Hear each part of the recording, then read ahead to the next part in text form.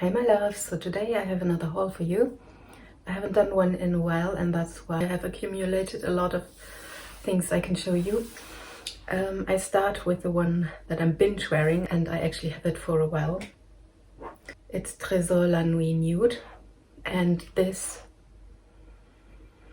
to me, almost after I nearly finished it, I can say that I'm really surprised that this is a Tresor La Nuit flanker, because apart from the rose, which is very prominent in here, I don't see any similarities to the La Nuit Tresor or La Nuit Tresor à la Folie.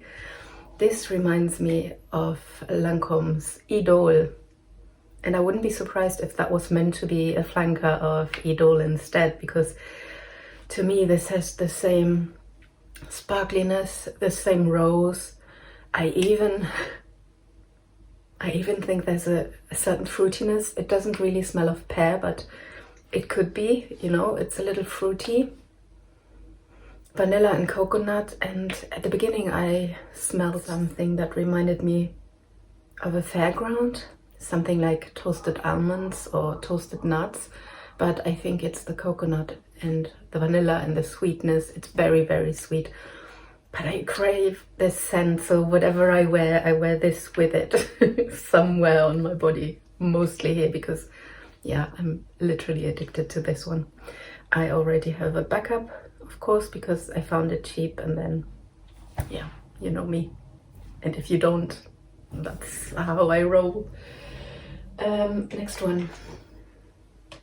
Oh, and I often mix it with this one, that is Guerlain's Terracotta.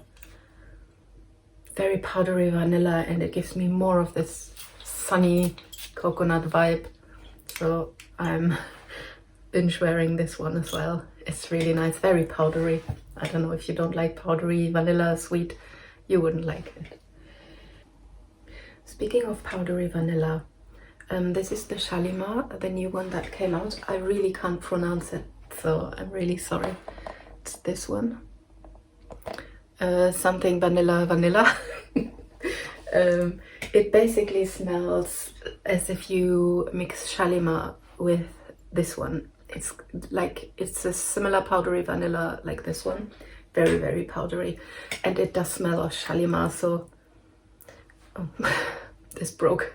If you don't like the original Shalimar, stay away, because it is in here. It's like a watered down version of it, and it might not have the same heaviness, but it's also got a little vintagey touch. So yeah, I don't think it's for everyone. If you didn't get your hands on it, just use Shalimar and Terracotta together and you have this one, kind of. Then this one I used up quite a bit. That is Brazilian Crush Cherosa 62. This is a fragrance mist, and I use it for my hair mainly when I want to amp up the vanilla in any of the vanilla scents I just showed you. This, and especially this. There is a lot of vanilla in here, but I think the rose is what I get most, and this fairgroundy coconut, roasted coconut. Yeah, it's really nice. It's this sunscreeny kind of thing. Next one. Next up is Sandy Gioia from Giorgio Armani. This was a blind buy, and I think, so I smelled it in a shop in Germany when I was there last time, but I think I smelled Terra di Gioia, because this is very aquatic. It's nice, it's really nice and fresh, and if you're not annoyed with any aquaticness, then you love this. But I think the whole line is aquatic.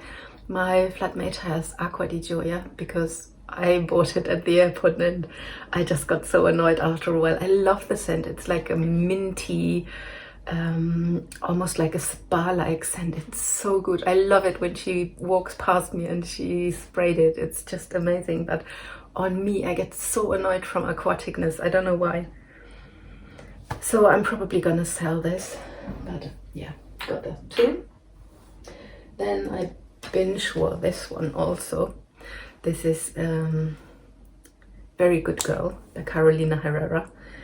And I don't know what everyone is talking about this. This to me is very, first of all, the ugliest bottle in the world, and I use it like this.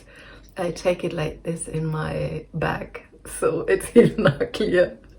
But anyway, I don't know what people talk about when they say this is not a flanker of the Good Girl, because under all this fruity, fresh burst of roses and lychee and just freshness, it's so charred and fresh. I love it. I wish Delina would have smelled like this.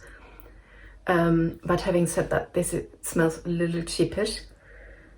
But then there's this Carolina Herrera Good Girl.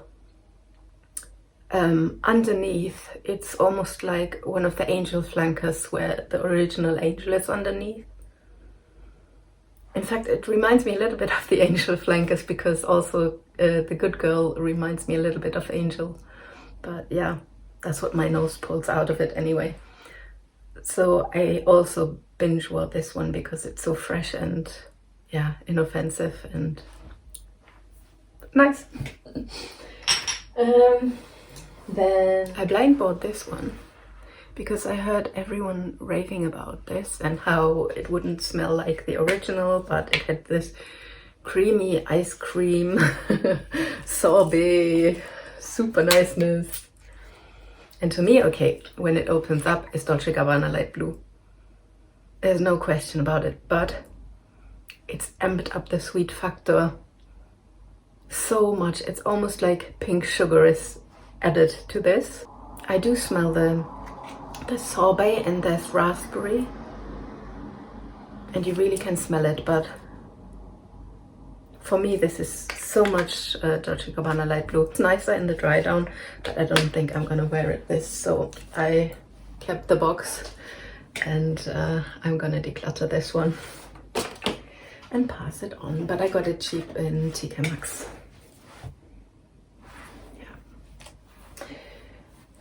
Next up on my quest for the best cherry perfume, because I really love cherry in perfumes. And I had a few from Zara that are very fruity and fresh and sweet, but they're more like kids' fragrances to my nose and they stay very like a body spray.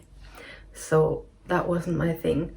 Banana Republic, dark cherry amber, that gets this super powderiness in the end that I didn't like. I like the opening, but then I didn't like it anymore. So I got this one, La Petite Robe Noire, and I had a test of this and I really liked it. And I'm not such a fan of licorice in perfumes. I love to eat licorice, funny enough, maybe because I grew up in Germany. But I'm not so keen on having it in a perfume and smelling like that. And the opening, oh my god, this is so nice, honestly. It's like this fresh sour cherry, almost sparkling cherry scent. Really lovely. But the dry down lets me down. In the dry down you really get the licorice, and the aniseed I think is in there. And I just don't like it anymore after an hour. I wish I could scrub it off because yeah, it's just, and I got a big bottle. It was cheap, but still, yeah, I'm gonna declutter. I don't know, I really love the opening. Maybe I try to wear it a little more often. As you can see, I haven't tried it that often. Maybe I wore it 2-3 times. And then I got, ta-da! I found a 10 ml bottle of Tom Ford Lost Cherry. This is really good. This is probably what I should have bought in the first place, but so to be honest, this little thing, 10 milliliter, costs £60, which is the equivalent to £600 for 100 ml, which is absolutely crazy. Not even well, there are some Roja perfumes and other perfumes that cost so much, but that is crazy. But I didn't want to spend more than £60.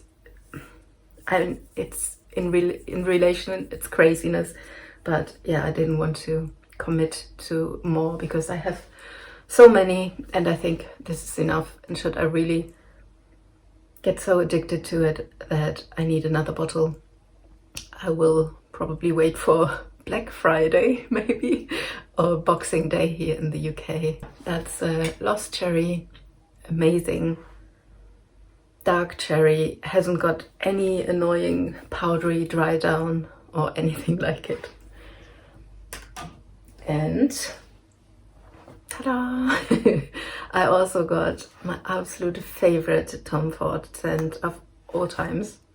I love Tobacco Vanille, but this is Nuada Noir. This is just my favorite, I don't know.